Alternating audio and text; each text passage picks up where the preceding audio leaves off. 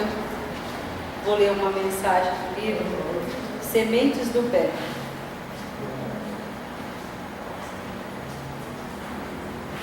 A partir das pequenas coisas chegamos às grandes.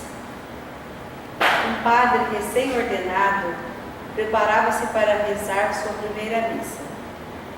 Estava muito entusiasmado e repassava tudo cuidadosamente. Já se imaginava subindo ao altar com todos os paramentos diante da igreja lotada. Alguns segundos antes de subir ao altar, espiou a igreja através de uma fenda na sacristia e constatou, decepcionado, que havia apenas um homem com seu chapéu na mão, aguardando o início da missa. Totalmente sem ânimo, desistiu de celebrar a missa, tirou a batina e, quando ia deixando a sacristia, foi abordado pelo homem, que quis saber o motivo do cancelamento da missa. O motivo é simples, faltam pessoas, alegou o padre. O homem, um fazendeiro, na sua simplicidade, indagou: e eu, padre, não sou uma pessoa? Sim, mas rezar a missa só para uma pessoa? Retrufou o padre desolado. E o fazendeiro, com muita sabedoria, respondeu: padre, eu que sou fazendeiro, que tenho uma centena de vacas, mas iniciei com uma só. Nesse momento, o jovem padre entendeu a grande lição, colocou novamente a sua batina e rezou a sua primeira missa com muito entusiasmo. O fazendeiro gostou tanto que espalhou para toda a redondeza a notícia que havia chegado àquela região um grande pregador. Depois de alguns meses, a igreja ficava lotada para as missas. Que essa lição seja para nós. Às vezes gostamos de ter uma plateia enorme, seja em qualquer lugar que a gente se encontra, né? A gente quer sempre estar falando, e às vezes eu preciso falar para mim e para uma única pessoa, às vezes, que esteja ao meu lado. Então que a gente leve isso para nós, né? A partir das pequenas coisas chegamos às grandes. Queremos coisas muito grandiosas, mas nos esquecemos que para isso, antes, eu tenho que aprender a lidar com as pequenas. Jesus misericordioso, que suas bênçãos de amor e de paz tome conta do ambiente, dos nossos corações, de nossas mentes. Que possamos nesta noite, com mais um estudo sobre mediunidade, olhar para dentro de nós e descobrir o nosso potencial espiritual e nos permitir que esse potencial possa ser trabalhado em benefício de nossa evolução. Pai amoroso e bom, permita seus mensageiros aqui conosco, nos interagindo, para que nesta noite os nossos pensamentos fiquem livres dos problemas cotidianos e assim o maior aproveitamento da aula a ser ministrada pela nossa vida. Pai nosso que estais nos céus, santificado seja o vosso nome, venha a nós o vosso reino e seja feita a vossa vontade, assim na terra como nos céus. O pão nosso de cada dia nos dai hoje. Perdoa, Senhor, as nossas ofensas, na medida em que fomos perdoando aqueles que nos têm ofendido. Não nos deixes cair em tentação, mas livra-nos do mal, pois teu reino, o poder e a glória para sempre. Que assim seja, graças a Deus. Hoje é a Leonora, o tema, O que será o tema? Então, a semana passada, né, a gente começou esse curso de mediunidade. Como a gente já falou, vai ser de 4 meses. Começamos agora no início de março até o final de julho. E mesmo com o apagão, né, teve aula. Mesmo no estudo teve aula. Isso não quer dizer que quem não veio semana passada não possa fazer o curso. Pode começar semana que vem, não tem problema, né? O importante é que as pessoas que pensam, né, que querem trabalhar no movimento espírita, ou mesmo queiram trabalhar a parte de mediunidade, que venham no curso para estar conhecendo, para ver o que é, o que a gente pensa, como que são os critérios da gente para trabalhar a questão da mediunidade, tá? Então, eu coloquei uma mensagem aí do Chico, né? Ele diz assim: sei que sou um espírito imperfeito e muito endividado, com necessidade constante de aprender, trabalhar, dominar-me e burilar-me perante as leis de Deus. Vamos guardar isso daí e depois a gente vê de novo. Então, a nossa aula hoje é desenvolvimento mediúnico. Então, a gente está muito acostumado a falar desenvolvimento mediúnico, né? E todo mundo pensar naquela coisinha de ir para uma mesa mediúnica, sentar lá, ficar lá esperando ou ser influenciado por algum espírito para dar uma mensagem psicofônica ou psicografar alguma coisa ou algum outro tipo de mediunidade que seja desenvolvido, né? Só que assim, hoje em dia a gente não fala em desenvolvimento mediúnico somente assim a parte da prática mediúnica, né? Nós vamos ver que realmente o desenvolvimento mediúnico se trata mais de uma educação nossa, uma educação do nosso psiquismo, uma educação da nossa moral, né? Então a gente nem costuma mais muito falar em desenvolvimento mediúnico. A gente fala mais assim em educação mediúnica, em educação moral, né? E é isso que a gente vai ver hoje, o que é tudo isso, né? Então, como lá em cima, desenvolvimento mediúnico. Aqui embaixo a gente fala assim, né? Refere-se aos exercícios práticos da mediunidade, né? Então, tudo aquilo que se referir à comunicação, ao intercâmbio com os espíritos, a gente fala que é o desenvolvimento mediúnico, né? Só que para nós, desenvolvimento mediúnico é um pouco mais, né? Como está escrito ali, é aprimorar a nossa capacidade de nos relacionar com os espíritos. Então, na realidade, quando a gente está aprendendo, né, a nos relacionarmos com os espíritos, a gente está desenvolvendo, está educando essa nossa capacidade mediúnica, ou seja, do intercâmbio com os espíritos, né? E a gente faz isso progredindo, tanto moral como intelectualmente. A gente precisa estudar, a gente precisa conhecer os mecanismos da mediunidade para que isso aconteça da melhor forma possível. Se a gente não conhecer, a gente pode ser médium do mesmo jeito, porque médiuns nós somos, né, todos, alguns mais ostensivos, outros menos, e somos desde quando Deus nos criou, né? Desde os tempos da caverna existem os médiuns, né? Mas aquele médium que estuda, que sabe o que está acontecendo com ele, que cuida de si mesmo, ele tem uma fluidez maior nesse intercâmbio com os espíritos. Isso acontece de uma forma mais espontânea, mais fluida, mais fácil, né, do que aquele médium que não sabe nem o que está acontecendo com ele. Ele dá a comunicação, mas ele não sabe como é que isso acontece, né? A gente até brinca, né, que muitas vezes em alguns lugares, pessoas que não estudam e tal, falam assim: o espírito entra pelo nariz. Por quê? Porque normalmente quando a pessoa, o espírito chega perto, a pessoa faz uma respiração um pouquinho mais alta, assim, né?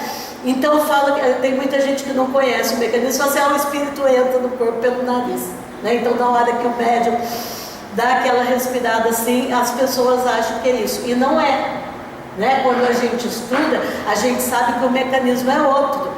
Nenhum espírito entra no corpo de ninguém, né? No nosso corpo manda a gente, e é só nós que tomamos conta do nosso corpo. Então, espírito nenhum entra no meu corpo, mas ele tem um intercâmbio com a minha mente, e a gente vai estudar isso numa próxima aula sobre o mecanismo da mediunidade. Hoje a gente está vendo o que é esse desenvolvimento, né? Então, o desenvolvimento mediúnico é quando a gente faz uma melhoria, né, no nosso intercâmbio com os espíritos, fazendo, né, estudos, cuidando também da gente progredir moralmente, da gente se melhorar, ou seja, evangelizando-nos, né, para que a gente possa aumentar as condições psíquicas, as nossas condições psíquicas e espirituais, para que cada vez mais a gente possa entrar em contato com cada vez espíritos mais elevados, né? Porque nós podemos,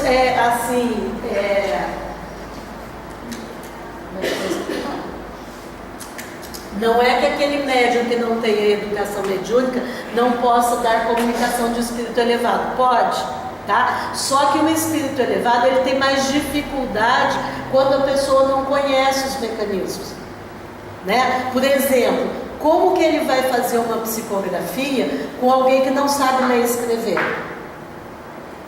Fica muito difícil, porque a pessoa não consegue escrever. Aí a pessoa, até tem um fato que ele mesmo cita, por isso que eu vou citar, que o Divaldo fala, ele só tinha o primário, né? Que seriam hoje do primeiro ano ao quarto, né? O Divaldo falou assim, quando ele começou a receber as mensagens da Joana de Ângeles, ela mandou ele estudar português. Porque Divaldo a Joana de Ângeles escreve muito difícil. Não sei se vocês já leram o livro da Joana de Ângeles. A gente tem que pegar até o dicionário, né? Então, como que ela ia passar uma ideia para o Divaldo que ele nem sabia do que se tratava? Então, ele teve que estudar português e tal, para ela poder ter mais afinidade, passar com mais veracidade a mensagem que ela queria. Né? Uma pessoa que é analfabeta, mas faz psicografia, ela precisa ir aprender a ler e escrever, porque vai ficar mais facilitado o intercâmbio espiritual, a comunicação, né? Então, os espíritos menos evoluídos, eles são mais próximos de nós, mais iguais a nós, então é mais fácil a comunicação. A gente se entende melhor, né? Então, por isso que fala, esse desenvolvimento mediúnico a gente faz a vida inteira praticamente, né? E não é uma coisa só, a gente vai ver, né, no decorrer, não é uma coisa que eu vou fazer só na quinta-feira que eu venho aqui na reunião mediúnica do centro, não é, né? A educação mediúnica, ou a educação moral, né, ela se liga intimamente com o nosso comportamento moral, né? Através da mediunidade, nós temos a oportunidade de resgatar os nossos erros do passado, né? Porque a gente, durante o exercício da mediunidade, a gente desenvolve muito a paciência, a tolerância, a compreensão, o perdão, o amor ao próximo. Quem é médium aqui sabe disso, não é verdade? Quando você entra em contato com algum espírito, você começa a desenvolver essas virtudes. Você precisa ter compreensão. Às vezes, o espírito é um espírito tão endividado, tão sofredor, que você tem que ter paciência com ele. Você tem que compreendê-lo para você traduzir a mensagem que ele está querendo passar. Então você faz, no exercício da prática mediúnica, o exercício das virtudes, né? E isso faz o quê? O nosso crescimento, o nosso aprimoramento. Com isso, a gente está resgatando os nossos erros do passado. A gente não vê nos livros, né, principalmente nos romances, nos livros de André Luiz mesmo, que às vezes o espírito lá é super endividado e ele vai renascer. Aí durante o planejamento da encarnação dele nova, ele ganha a oportunidade da mediunidade. Por quê? Porque ele precisa resgatar os erros dele. E a mediunidade é uma das melhores oportunidades que a gente tem para fazer esse resgate. Tem muita gente que pensa que é um câncer, né? Muita gente fala assim, não, o câncer é para você pagar tudo que você devia no passado, né? Que é uma doença horrível. Então, quando você tem um câncer, você paga tudo, você fica limpinho, né? Mas não é bem assim, né? Na verdade, a mediunidade é uma das melhores oportunidades, né? Onde você, além de você resgatar seus erros do passado, você está crescendo, que é esse o objetivo da nossa encarnação, não é? O objetivo da reencarnação é o aprimoramento de nós mesmos. E através da mediunidade a gente faz isso, né? Ali também na frase de cima, a gente vai ver bastante na aula de hoje, né, que realmente o desenvolvimento mediúnico, né, ele está intimamente ligado com a nossa moral. Uma coisa, sabe? Tudo bem. A senhora falou a respeito do método da sabedoria política, né? Ah, sim. Isso aí é só para o método consciente, né? Então, inconsciente não precisa. Então, até o inconsciente precisa. Quem não precisa é aquele médium mecânico, como o Chico. O Chico, ele tinha uma psicografia mecânica. Então, os espíritos só usavam o braço e a mão dele. Não passava pelo cérebro dele a mensagem. Mas é muito raro o médium desse tipo. Ele pode, médium, por exemplo, ele pode receber uma mensagem em outra língua? Pode. Pode. Então, sim. Então, deixa eu te explicar o que acontece. Tanto a mediunidade consciente como inconsciente, ela passa pelo o mecanismo, quando a gente for estudar o mecanismo da mediunidade, a gente vai ver isso. Ela passa pelo nosso cérebro, tá? E para eu escrever, por exemplo, em inglês, que eu não falo inglês, mas se eu receber uma mensagem em inglês, no meu arquivo eterno, né, da minha memória eterna, tem o inglês. Tanto que Divaldo ele tem a mediunidade da xenoglossia, né? Ele fala diversas línguas, mas isso ele tem no arquivo mental dele lá, tá? Então os espíritos, mesmo que eu, Leonora, não saiba, mas eu, numa outra encarnação, usei a língua inglesa, então é acionado essa parte, né, da minha memória para escrever em inglês. Ou para falar, que seja. O Chico tinha todas as mediunidades, né? O Chico tinha, e no fim a gente vai ver o que ele falou lá no começo, né? Por isso que eu pus aquela mensagem no começo. Ele era extremamente humilde. E além da mediunidade consciente e inconsciente, ele tinha a mediunidade mecânica, que é a que não passa pelo meu cérebro. Tá? É só usado a mão.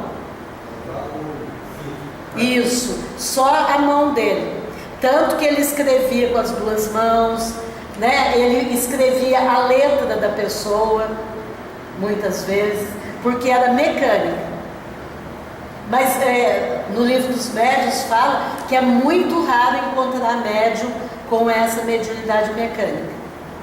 A maioria é ou consciente ou inconsciente. Também tem uma discussão, diz que não existe mediunidade inconsciente, né? Porque todas passam pelo seu crivo lá, cerebral, né? Mas isso é uma discussão para outra aula, tá? Vou seguir aqui. Então, a gente fala, né, que o desenvolvimento mediúnico, ele é um trabalho dinâmico, tá? Daí o Rob Jacinto, eu peguei dele isso daí. Ele diz assim, que na verdade a gente faz o desenvolvimento mediúnico, ou a educação mediúnica, em todos os minutos, segundos da nossa vida. Então ele coloca no clima familiar, com os amigos, vizinhos, né? Com os nossos inimigos, perseguidores, sofredores, sob o teto de famílias carentes, nos diversos grupos que a gente frequenta, grupo de trabalho, grupo de amigos, né? Não só nos tempos de fé, mas também nos tempos de fé. A gente pensa, a gente reduz muito as coisas, né? A gente pensa que o desenvolvimento é só no centro, naquele dia e pronto, acabou. Eu saio dali e posso fazer o que eu quiser, né? Só que não é bem assim. A gente está fazendo esse desenvolvimento quando a gente está, principalmente quando a gente está em casa.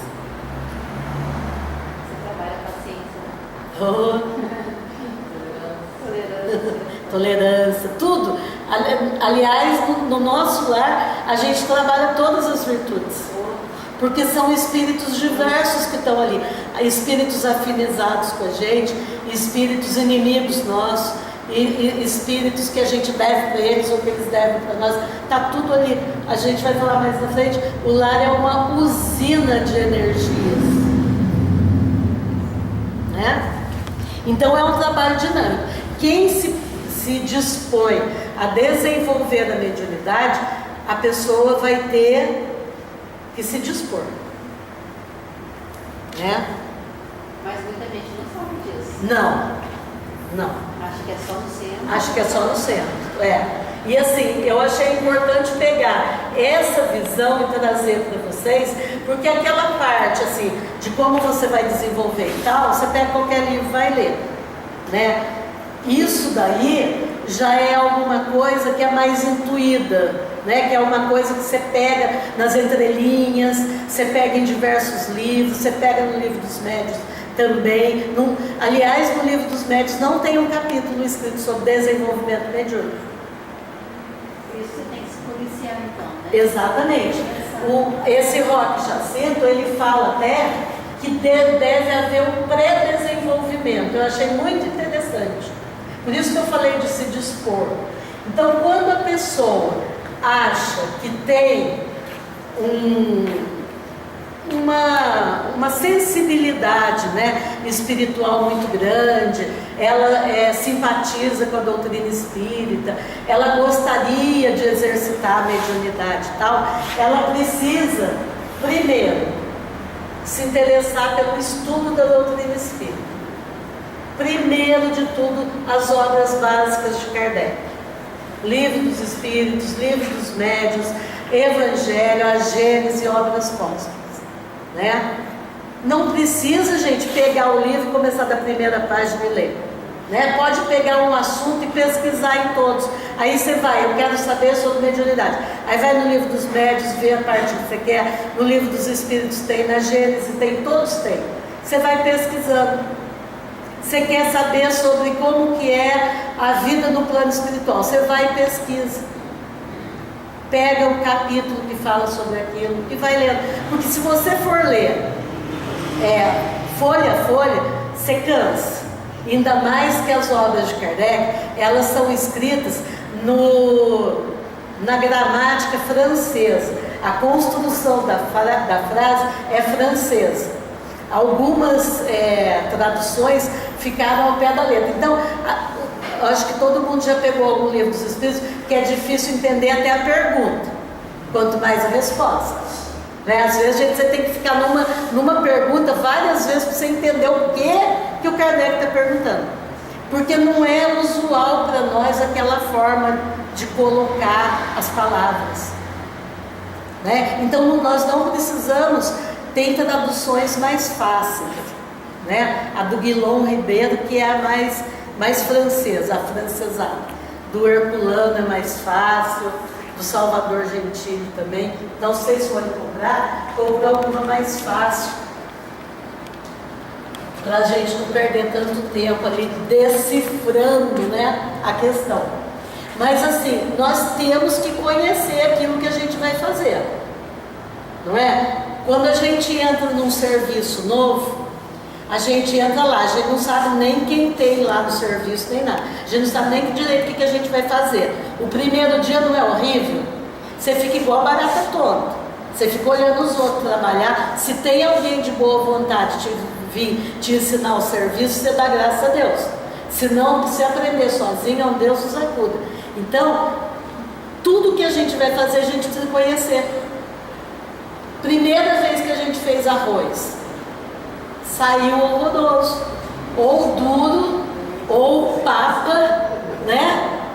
Então, tudo que a gente vai aprender, a gente precisa conhecer, saber como é, o que faz, como é o processo. O exercício mediúnico é a mesma coisa. Então, o estudo. Outra coisa importante, começar a fazer a reforma dos seus hábitos normais. O que é isso? Então, a reunião no centro é terça-feira. Só que terça-feira eu faço um happy hour com as minhas amigas. E aí? Eu vou ficar no maior conflito. Eu vou ter que deixar o happy hour, né? Aí eu vou ter que reformar esse meu hábito normal. Eu vou ter que conversar com minhas amigas, vamos mudar o dia? Ou vou ter, gente, sinto muito, mas eu não vou mais no happy hour, vocês não podem mudar o dia, então eu vou deixar porque eu vou começar um propósito novo na minha vida e vou ter que usar a terça-feira para isso que eu estou querendo. Eu tenho que começar a reformar meus hábitos. Se eu venho numa reunião mediúnica, o que eu tenho que fazer? Cuidar de mim durante aquele dia. Evitar de falar palavrão, evitar de ter pensamentos negativos, evitar de ter muitos sentimentos de raiva, de inveja e tudo mais, né? Se eu puder, antes de vir, fazer uma refeição bem leve para eu vir, mas eu estou lidando com forças espirituais, não são forças densas, são forças sutis. Então eu tenho que me sutilizar um pouco. Então eu tenho que me preparar para vir aqui. Eu não posso comer uma feijoada e vir, né? Porque eu vou ter dificuldade, né? E reformular os objetivos de vida também, né? Não é só os hábitos, mas o que eu quero da vida,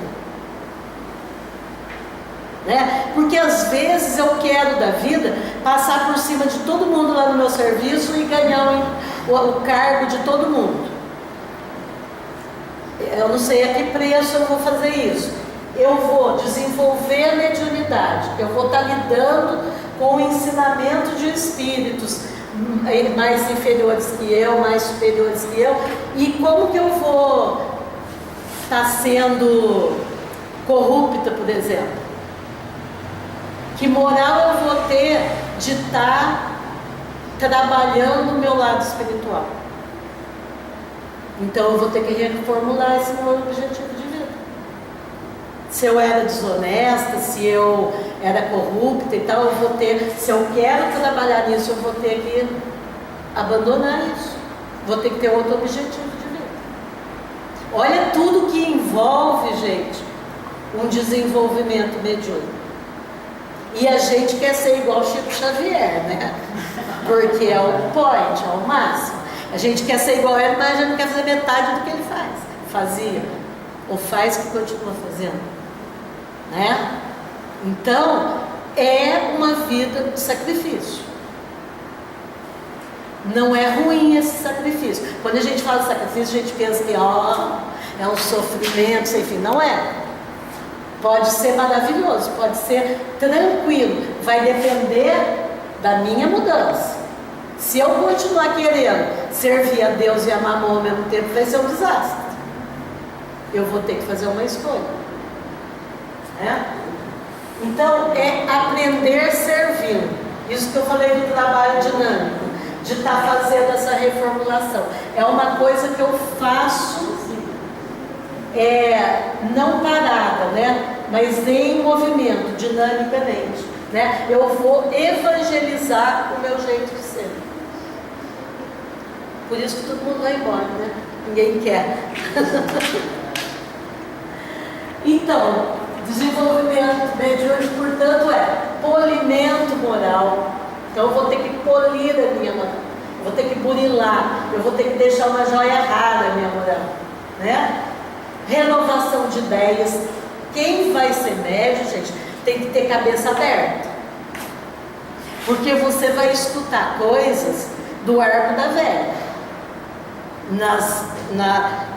na comunicação, né? Você vai ter que traduzir aquilo para a plateia. Você vai ter que ter cuidado ao traduzir. Nem tudo que você vai ouvir, vai ver, você vai poder falar. Então, você tem que estar com a mente aberta. Ainda mais agora nos tempos de transformação. Nós estamos evoluindo o nosso planeta. As comunicações estão modificando, né? A gente sabe que vem ideias novas por aí, já temos ideias novas. Nós temos que estar com a mente aberta para receber. Senão, eu vou ser aquele médico, não vou falar. Imagina se eu falar isso daí, vai ser uma catástrofe. Não, você tem que saber como falar aquilo. Não é que você vai deixar de falar, mas você tem que estudar o melhor jeito de falar. E se você tiver a ideia renovada, esse jeito aparece, né? Você vai ter também que ter um alargamento dos seus propósitos humanitários. Então, aquela caridade que a gente fazia, né, de dar o prato de sopa para a pessoa e tal, hoje em dia a gente sabe que caridade não é só isso. Nós vamos ter que alargar nosso propósito humanitário. A maioria das pessoas não passa fora. Tem uma minoria que passa, mas a maioria das pessoas já não passa fora. Que fome que as pessoas estão passando? Espiritual, né? Essa fome espiritual, o que tem que ser dado para ela? Oi? A palavra, né? O pão espiritual, né?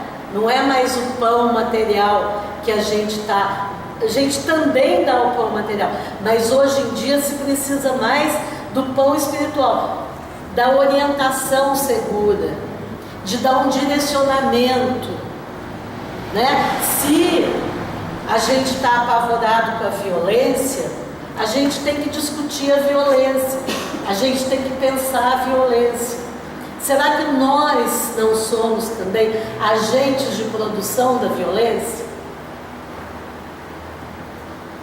Né? Eu sempre falo aqui, às vezes a gente vê uma violência, aí a gente fala assim, mas se fosse eu, aquela pessoa. Outro dia eu vi, né, no Faustão, aquele russo foi lá ser entrevistado. Aí a mulher falou, daí o Faustão falou assim, o que ele precisava de punição? Porque ele é muito ruim, né? O que ele precisava de punição? Alguém falou assim, ele tem que morrer. Aí outro falou assim, morrer não, tem que ser pior que a morte para ele. Né? Então é tipo, arrancar unha por unha, né? Queimar ele no cigarro, dar choque elétrico nele. Nós temos esse pensamento. Quando a gente vê uma violência, a gente quer revidar com uma violência maior ainda. Então é isso que nós temos que cuidar da gente, porque quando a gente pensa assim, o que acontece? A gente emite ondas de violência, porque tudo que a gente pensa é energia. Se eu pensar tranquilo, se eu pensar o bem, se eu pensar a suavidade, a emissão vai ser disso, dessa vibração. Se eu pensar a violência, a emissão vai ser essa. Então nós contribuímos sim para a violência no mundo. E nós temos que policiar o nosso pensamento. Alargamento de propósitos humanitários. Se o Saddam Hussein fez o que fez, problema dele. Eu não quero que ele morra do jeito que ele morreu. Eu não quis que ele morresse desse jeito. E muita gente bateu palma quando viu o homem morrer daquele jeito. Como é que fala? Teve prazer naquilo. O que ativou na pessoa? A vibração de violência, né? Então, alargamento de propósitos humanitários é mais que dar o pão. É cuidar da vibração do planeta, por exemplo. Né? Muito lindo o Papa hoje falou, né, que ele pedia para a gente orar por ele. Grande sabedoria. Foi um ato simples de humildade, né? Ele falou, gente, olha por mim, eu vou precisar, porque o que ele tem que fazer é muito grande. Ele está responsável por uma transformação na Igreja Católica. E não vai ser fácil, porque a mudança que a gente falou ali, de hábitos, né? Ela é muito difícil, gente. Vai ter muita gente lutando contra ele. Nós temos realmente que orar por esse papo. Nós temos que orar pelos dirigentes, por exemplo, do nosso Brasil. Nós temos que orar para aquela gente que fica lá no Senado, na Câmara dos Deputados, ao invés da gente falar mal deles, porque o que a gente faz é falar mal deles. Ao invés disso, a gente tem que orar por eles, para que eles modifiquem o comportamento deles. Isso é alargamento dos propósitos humanitários. Né? E isso aí pede o quê? Renúncia das nossas atitudes habituais mundanas. Nós temos que começar a ter atitudes habituais espirituais.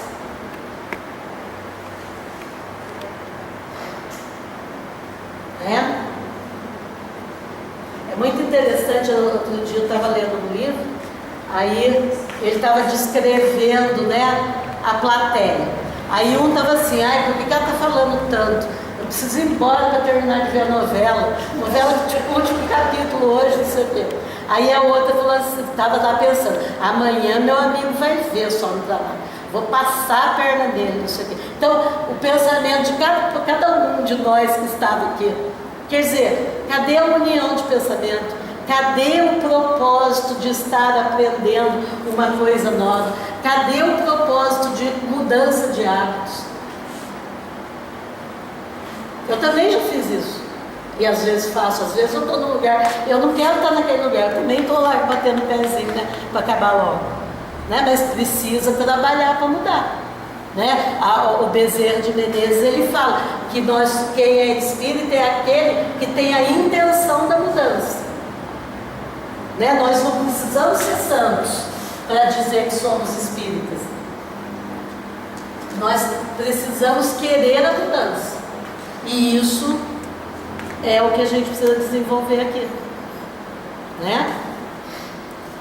Então, a mediunidade, né, a fim dela ser fielmente desempenhada, ela nos convida, então, a renovação do clima espiritual do nosso lar, né? Aqui eu vou até pegar, eu não decorei isso daqui para falar com vocês.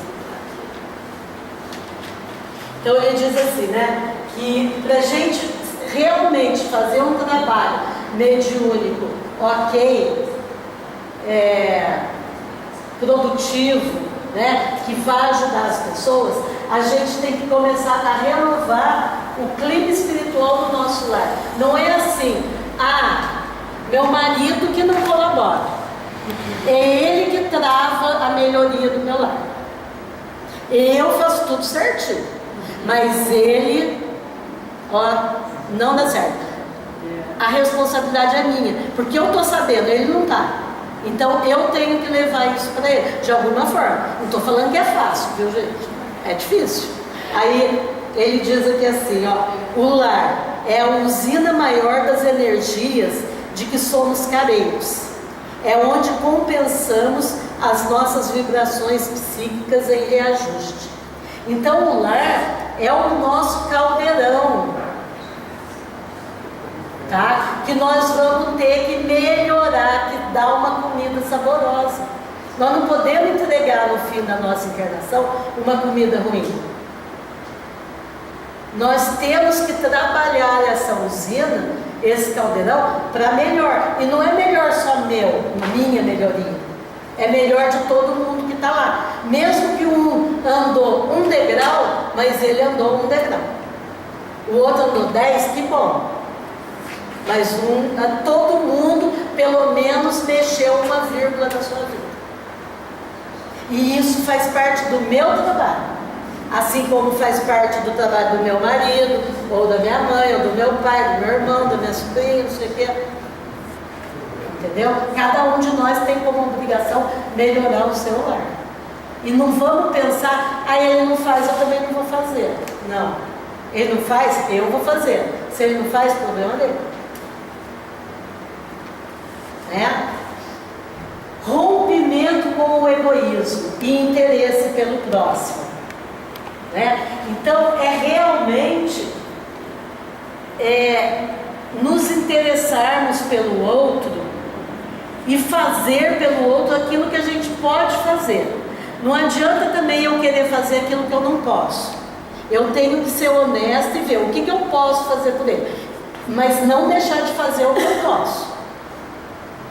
Não é porque eu não posso dar um carro último tipo para ele que eu vou deixar ele a pé, por exemplo. Eu posso dar uma bicicleta, já é um meio de transporte. É o que eu posso dar. A gente tem que ajudar até o limite da nossa capacidade. Se o limite da minha capacidade é 1, eu vou dar 1. Se é 9, eu vou dar 9. Mas eu não posso negar o 1, o meio que eu posso dar. Tá? Isso, quando a gente faz isso, a gente está rompendo com o nosso egoísmo. A gente está deixando de pensar só na gente. A gente está pensando no outro também. Tá? Revisão e reconstrução dos hábitos. Substituindo os atos viciosos pelas virtudes. Isso daí, outro dia, a gente já falou naquele livro da Hermance, A Reforma Íntima Sem Martírio. Quando a gente fala em melhoria, ou até no sacrifício, como eu usei a palavra agora há pouco, ninguém está falando naquele sofrimento, fazer aquilo por sofrimento ou repressão. É substituir. Ao invés de eu ser egoísta, eu vou ser altruísta. Eu deixo aquele defeito, e vou desenvolver o contrário dele. Então não fica faltando nada em mim e nem nada fica reprimido, porque eu estou trocando o prejudicial pelo benéfico. Então, quando a gente fala em revisão e reconstrução dos atos, é isso. Ao invés de eu ficar bebendo cerveja sexta-feira à noite, eu vou no centro estudar, ou sábado, vou por sábado à tarde. Em vez de eu ficar bebendo cerveja sábado à tarde com os amigos, eu venho aqui no centro estudar o ESD, que é o estudo sistematizado da doutrina espírita. Eu estou mudando o meu hábito, estou substituindo o hábito. A minha tarde de sábado, ao invés de eu jogar a conversa fora, eu vou agregar conhecimentos na minha vida.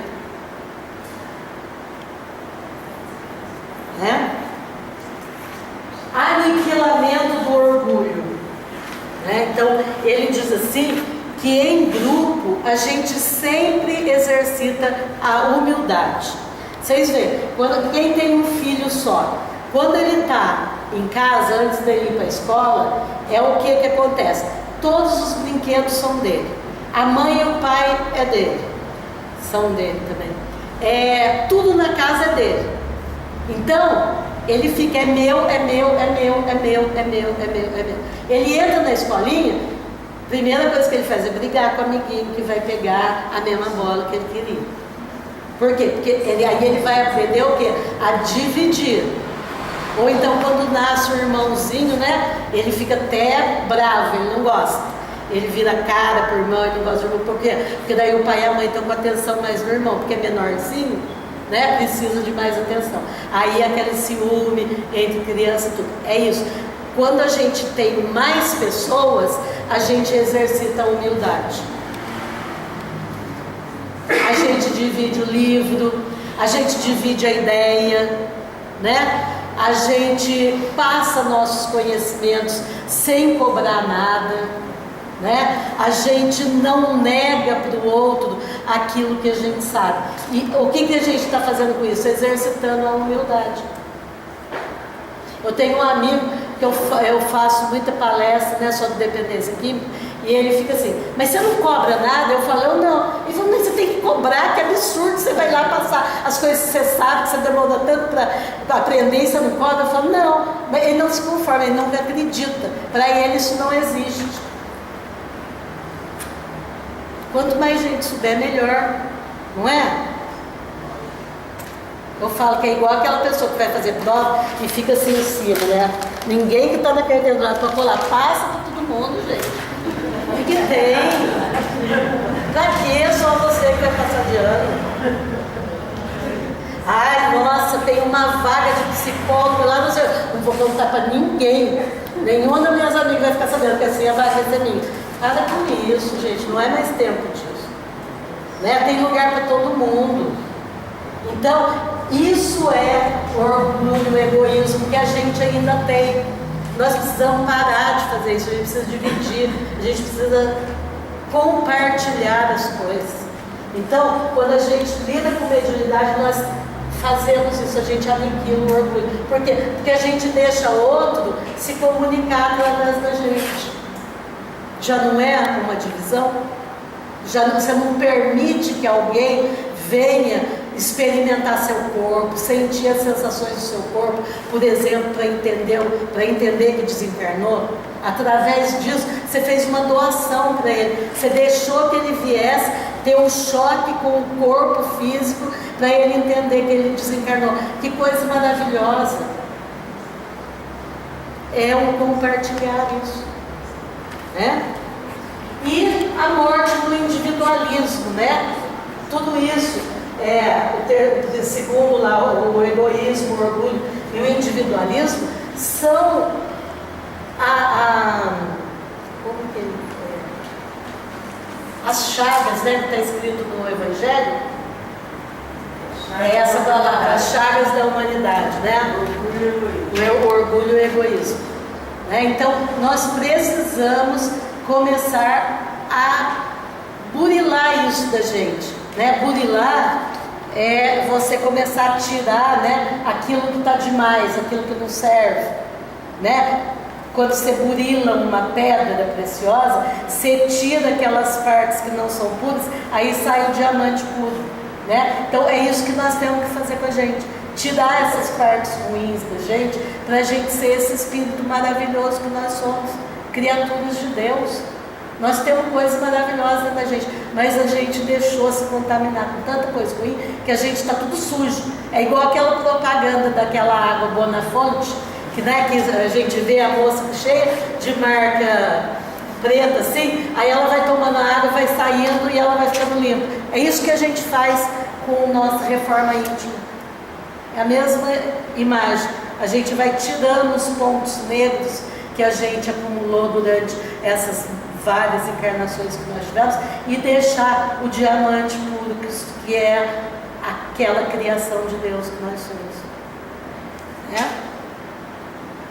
Então, eu coloquei aí, só para a gente não deixar para trás, né, algumas dicas da prática mediúnica. A pessoa que vai iniciar o trabalho mediúnico, né, ela precisa se colocar numa condição de tranquilidade.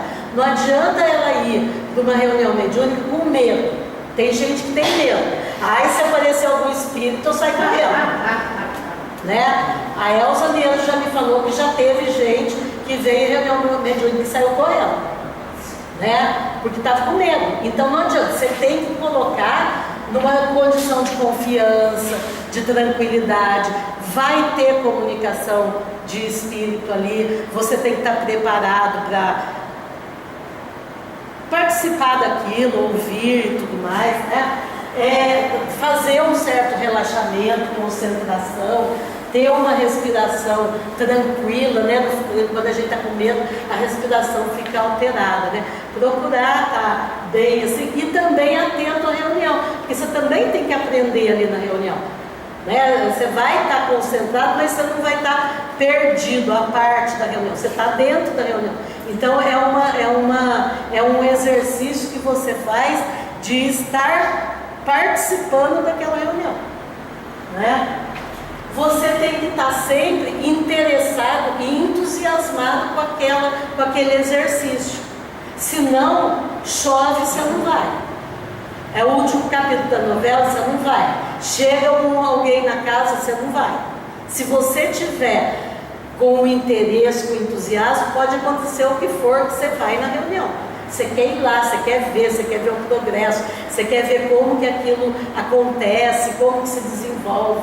Então, manter sempre esse interesse renovado, né? Estudar a doutrina sistematicamente, para você até estar filtrando o que é passado para você, né? Na comunicação, você precisa estar estudando a doutrina, sempre atualizando, para você saber o que você está falando, como que você está falando, né?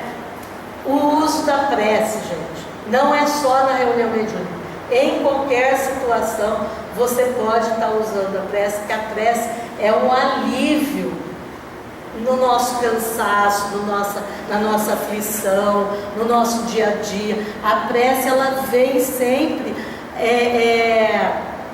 como uma brisa meio suave. Quando você está desesperado, você faz uma prece, parece que cai uma chuvinha assim em cima de você, que parece que acerena tudo e você fica bem, né?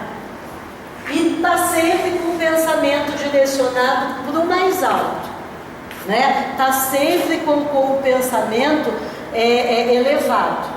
Se você vê uma entidade sofredora e tal, você viu, você pode falar para o dirigente da reunião o que você está vendo e tal, mas procure envolver ele, esse sofredor, em vibração positiva.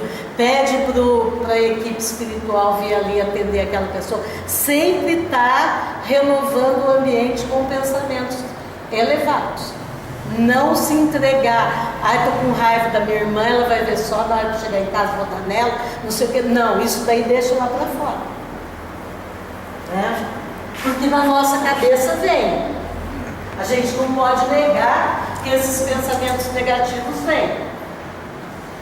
Mas aí é que está o trabalho da gente se desvencilhar dele, tá? E, né, as dicas para essa educação completa, né, essa educação integral, seria assim, algumas dicas, né? Tentar, porque eu sei que é muito difícil, instalar o culto do Evangelho no lar. Não sei se todo mundo conhece, né, mas seria um dia na semana, num horário determinado. Alguém tem essa sua? Então, num dia determinado, num horário determinado, você pegar, por exemplo, um evangelho, fazer uma prece, né? Ler uma frase que seja do evangelho, um texto do evangelho. Se tiver mais pessoas, comentar um pouco, cada um fala o que achou e tudo mais. Depois encerra a reunião, pode ter um copo d'água, uma jarra d'água, e pedir também na prece para os espíritos amigos fluírem aquela água e todo mundo tomar, né? Oi? Não é o seu? Foi extra prato.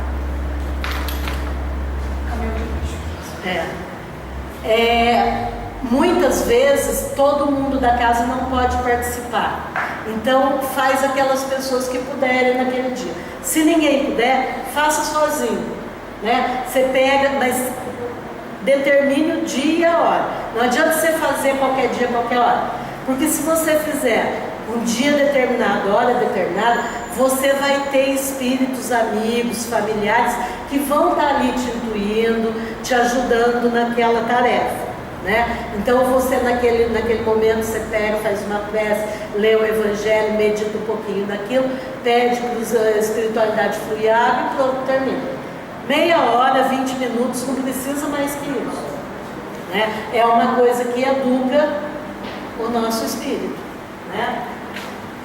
Promover o culto da assistência. Como eu falei, a assistência não é só você dar o pão material, né? Mas ter algum tipo de assistência que você faça regularmente em benefício do próximo, que seja uma coisa sua de doação.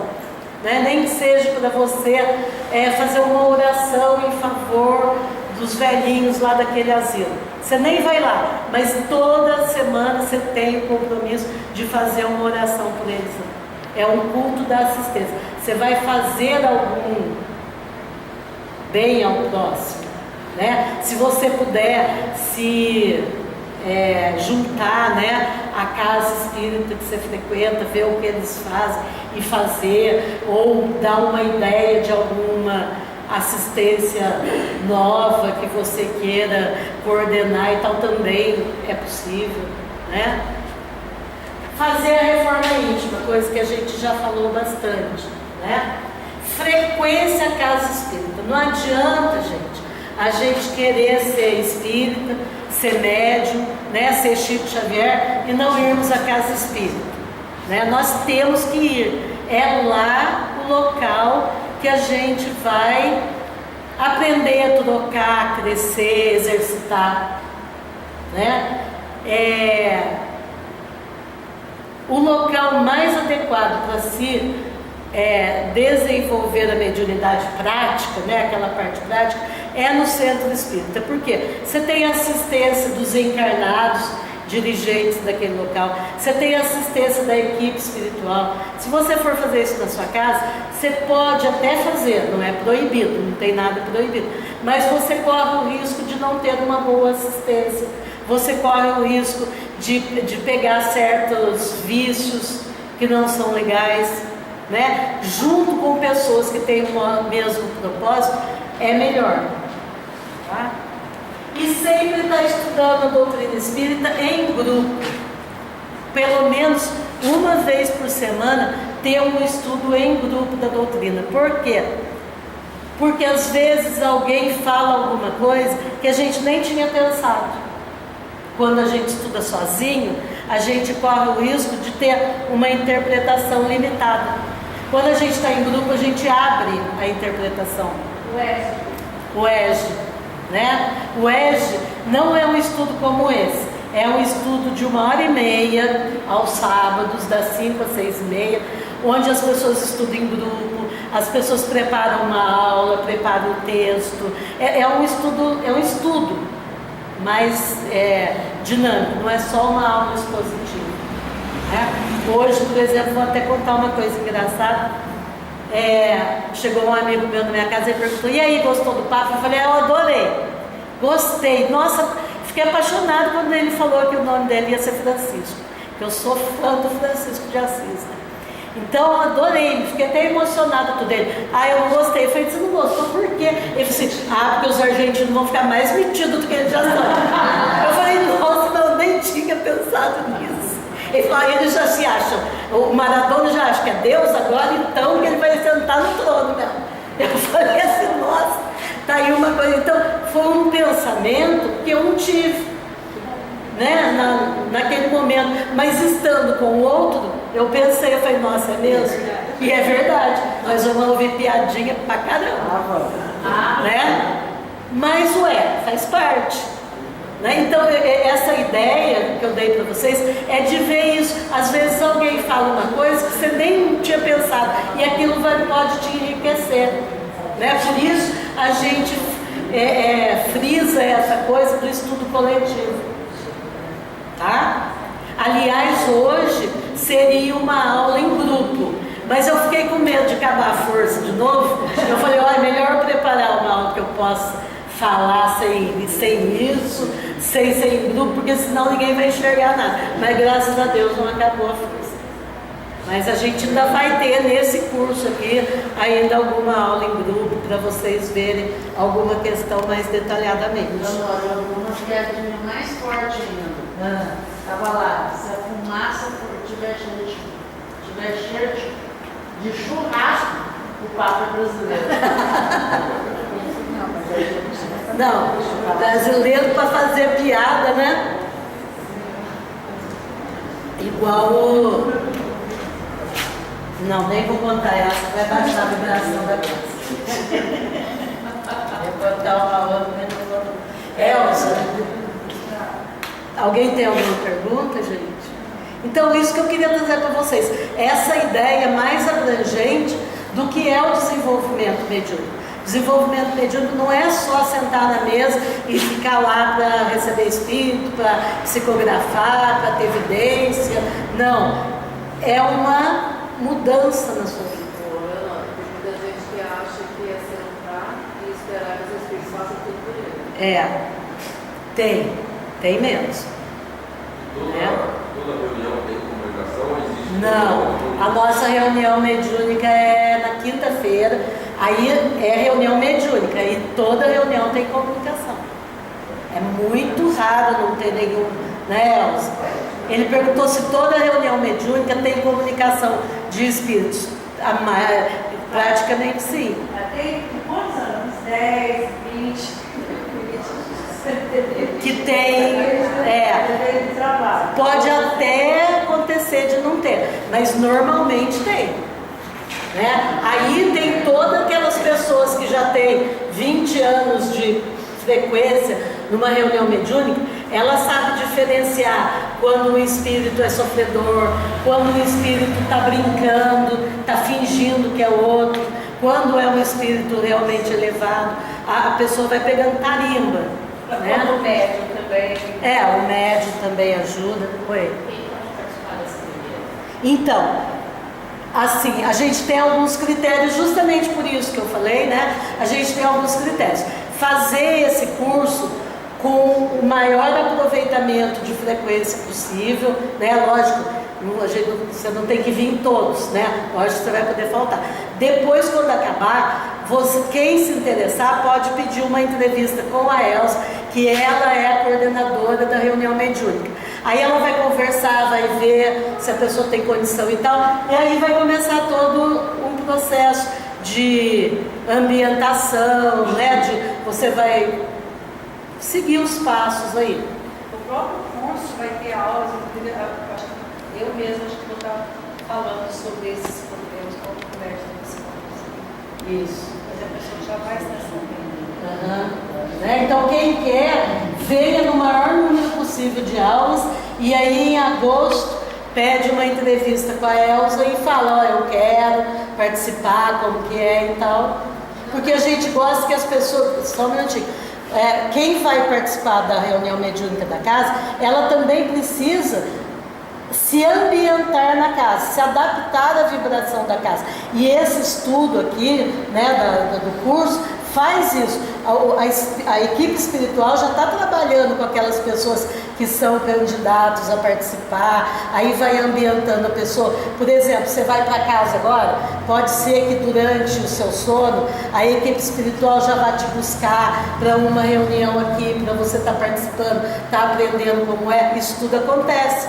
Eu nem falei a parte espiritual, né? Mas existe isso. Então vai se ambientando, vai conhecendo como é a casa, o que ela faz, o trabalho que ela faz no plano espiritual, por exemplo, também.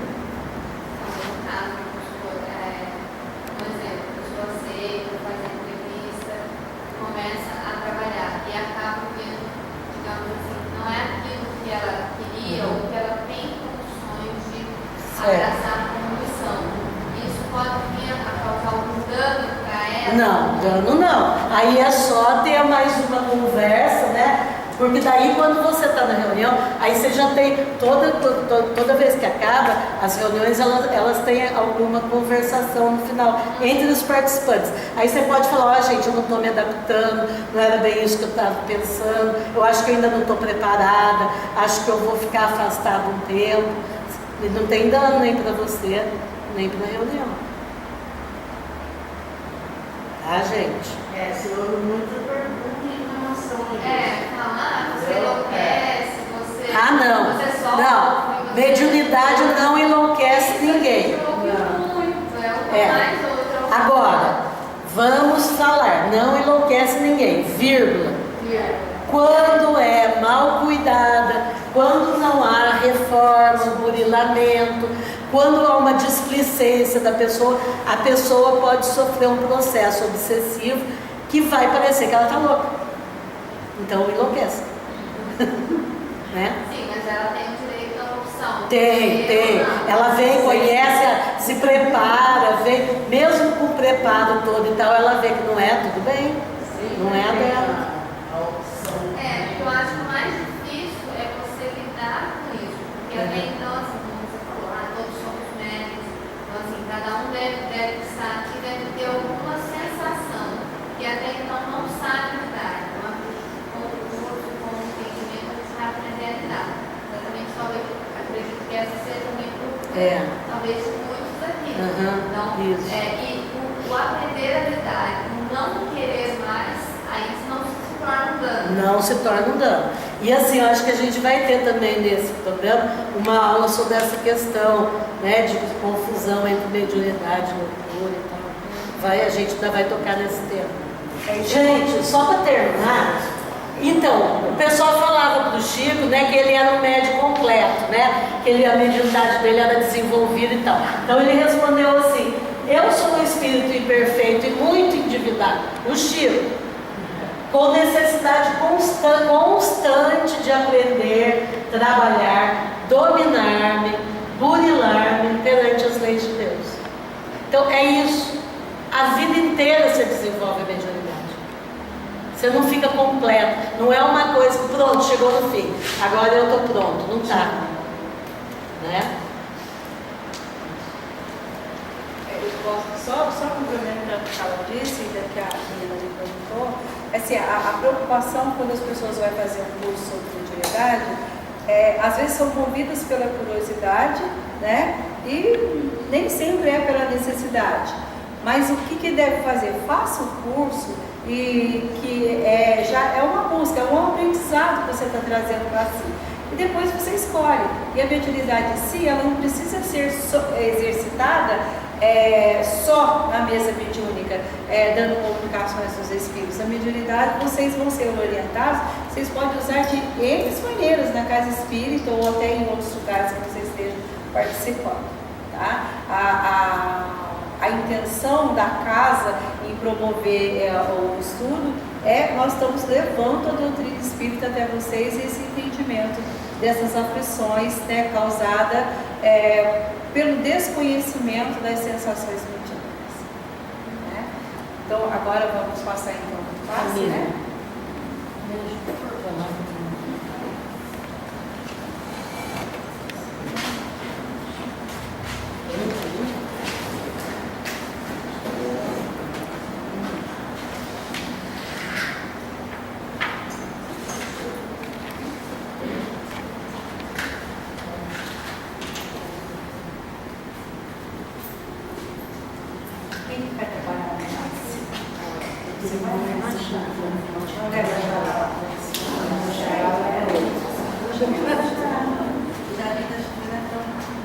Já